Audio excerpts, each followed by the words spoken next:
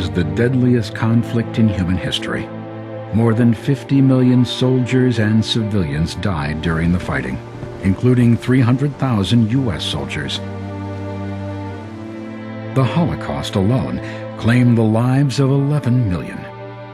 With the guns of aggression silenced, it was time to begin the long, slow task of rebuilding countries savaged by the fighting.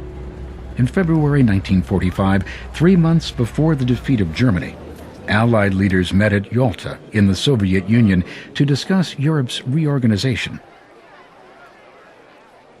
Other post-war plans were laid at the conference in Potsdam, Germany 5 months later.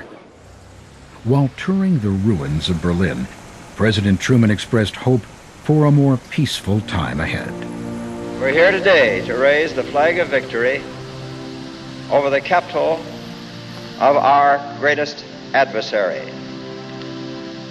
In doing that, we must remember that in raising that flag, we are raising it in the name of the people of the United States who are looking forward to a better world, a peaceful world, a world in which all the people will have an opportunity to enjoy the good things of life and not just a few at the top.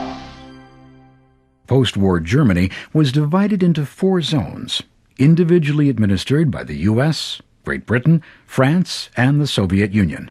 However, distrust between the Soviets and the Western Allies escalated, ushering in a 50-year-long period of icy relations that would come to be called the Cold War. In 1946, an international tribunal tried Nazi leaders in Nuremberg, Germany. The first time in history, a nation's leaders were held accountable for war crimes.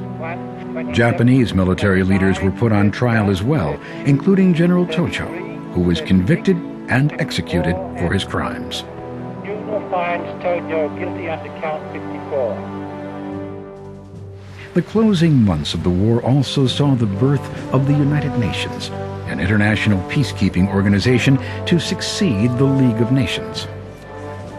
After the war, Japan was occupied by U.S. forces, commanded by General MacArthur. He introduced economic reforms to the country, leading Japan's markets to become among the world's most powerful. And MacArthur restructured their political system as well, convincing Japan to allow suffrage for women and other basic civic freedoms. The United States was changed as well. The weakness of war-ravaged Europe and the growing threat of the Soviet Union led the U.S. to a new role as the world's leading economic and military power. Before his death, President Roosevelt expressed hope that those who followed could learn from the horrors of this terrible war. We have faith that future generations will know that here, in the middle of the 20th century, there came a time when men of goodwill found a way to unite and produce and fight to destroy the forces of ignorance and intolerance, slavery, and war. It would take decades to fully realize the changes wrought by World War II. But as soldiers returned home, they found their country and themselves fundamentally changed. And for many, a new, more prosperous and more peaceful life lay ahead.